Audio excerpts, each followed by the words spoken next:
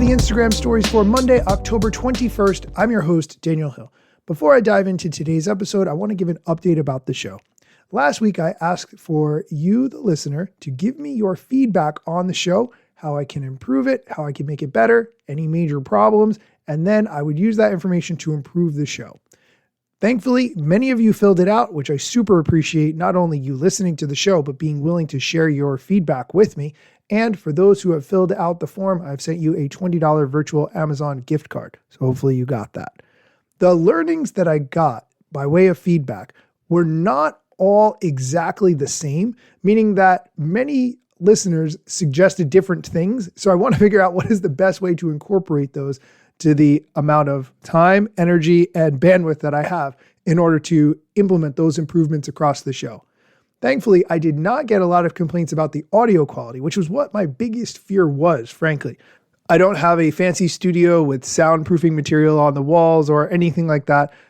If you would like to give your opinion on the show, how you think I can make it better, the link to fill out the form is in the show notes, and I welcome all feedback on how I can improve the experience for you, the listener.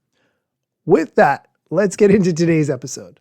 On Mondays, we talk about what the head of Instagram, Adam Mosseri, shared on his weekly Ask Me Anything. Before we dive into the questions and answers, Adam Mosseri made a video where he talked about the way carousels work on Instagram and why it is advantageous as a strategy to use carousels on the platform.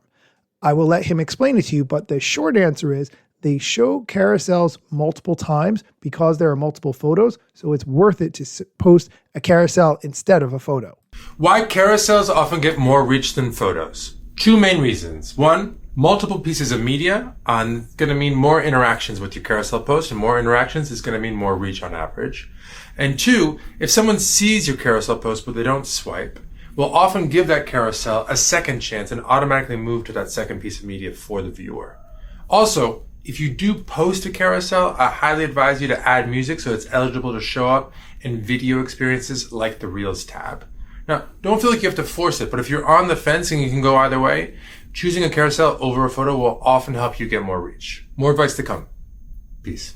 This is not a new strategy, by the way. Instagram has been showing carousels in feed multiple times for quite a long time, and I would say at least 3 or 4 years at this point, if I'm not wrong. But adding music is also a key way to give that a little bit more of a bump. Okay, now let's go on to the questions and answers. Since we're already talking about carousels, let's talk about carousels with music. The question, do carousels with music appear in the Reels tab? The answer to this is yes, because of a recent announcement that Instagram made. They do now. We've been experimenting with showing carousels and photos that have music in the Reels tab because it's a music first or sound on experience. And so it might be a way to get some more reach if you are someone who posts carousels. Just a quick reminder that every little bit of reach that you can get helps. So if it's worth it for you to do this as a strategy, I would absolutely recommend it. Let's do one more carousels related question. What is the sweet spot of number of pieces of content in a carousel? This is a good question, and I was looking for Adam Mosseri to give some kind of analytics data. He didn't, but I do think the answer is still helpful. There is no sweet spot. We did recently increase the number of pieces of media you can have in a carousel from 10 to 20.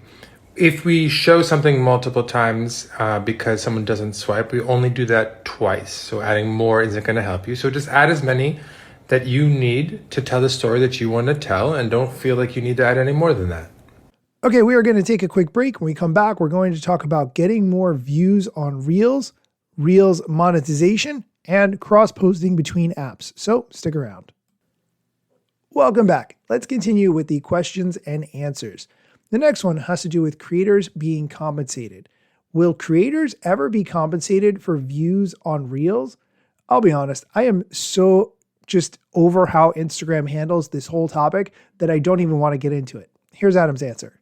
We are experimenting with a program where we pay creators for the engagement they drive with their Reels. But in general, we have struggled to make that program sustainable. It turns out that most of the time with Reels, lots of creators are already creating Reels. And when we pay them more to create more Reels, they do create a little bit more, but they're not quite as good as the Reels they would have created for free. And in terms of how much more money we earn as a business, it's a lot less than we end up paying, which means we're just burning money, which doesn't make any sense. So we're trying to figure that out. I would love to be in a place where we could reliably pay out bonuses to creators for the content they make in a way that was at least breaking even and was transparent on how you were eligible and the checks weren't embarrassingly small. That's the goal. We've been working on it for well over a year, more like 2 now. But we've had trouble, particularly for Reels, to get the economics to work out, to get the numbers to work out. The thing that he says in videos like this, which makes me so upset, is that because we've been creating content for Instagram for free for so long, they don't see an ROI to paying creators because we're just going to keep making that content for free anyway. And if they do pay us, the quality goes down. I find this topic to be so infuriating. I'm just going to move on. The next question has to do with trending music for Reels distribution. The question, should I use trending music to help with Reels distribution? I would say yes, if it makes sense. Don't force it, but I think going and seeing what music is trending is a great way to get inspired and figure out what kind of reels you want to create. And it's a great way to make something that's going to resonate with people because people often like to participate in trends. And if you make something that's part of a trend, a lot of people might interact with that content. But if it's not aligned with what you do, like it's not aligned with what I do, then don't force it. The next question has to do with cross-posting between apps. The question, do you recommend cross-posting between apps? I would always say yes to this question because if you worked hard to create a piece of content, you should put it on as many platforms as possible so that everyone has an opportunity to see it. If they're not on Instagram, or maybe they didn't open the Instagram app that day, but they did open Threads, or they did open WhatsApp, or they did open Facebook, they should see your content. You worked hard on it. Here's Adam's answer to this question. Generally, I do. I think it's a good way to increase the number of people who see what you post, to increase your reach. But it's not necessarily for everyone. If you're not really interested in building up a presence on another app like Facebook from Instagram or vice versa, no need to do it. But if you are looking to just reach more people, then being able to reach those on another app is going to increase the overall number of people who see your content. And the last question we're going to discuss today is one that I meant to talk about last week, but I didn't. I goofed. Apologies. The question, how can I switch to a feed that's chronological? If you have been using Instagram since before 2016, you remember what the chronological feed experience was like. You would scroll back through posts until you reached one that you saw before, at which point you would say, okay, I have seen everything there is to see on Instagram, and you would close the app and go about your day. Since the app switched to an algorithm in 2016, you now see content from different time periods. Something might have been posted in the last 10 minutes or in the last 4 days. And that's what makes up your algorithm. The question, how can I switch to a feed that's chronological? Good news, you can. When you're in the home screen or the home tab, as you scroll, you'll see the words for you on the top left. You go and tap that and you click on following. And then it'll not only be in chronological order, it'll only be from accounts that you follow. There will be no unconnected recommendations. Okay, that's it for today's episode. Hopefully you enjoyed these questions and answers with my opinions on top.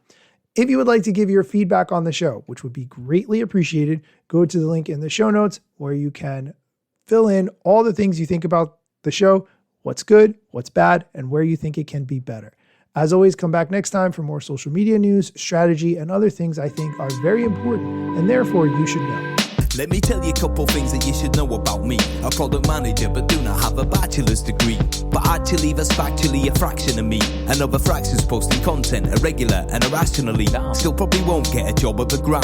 They forgot, they don't know, or don't care who I am. That's why you never see me at the parties and events. My lack of followers must make me irrelevant. Don't have a course, a book to sell to make a bag of grand. Not a social media marketer, don't represent any brands. Plain to see, don't have an agency, but I got a lot of spam. Just putting in the work, without the glitz and glam. Won't catch me eating fish, unless it's shrimp or clam. No six pack, no risk that, there's a gym card in my hand. Don't have a full-time job, but I got a lot of plans. Stay plotting, dropping knowledge on TikTok and Instagram.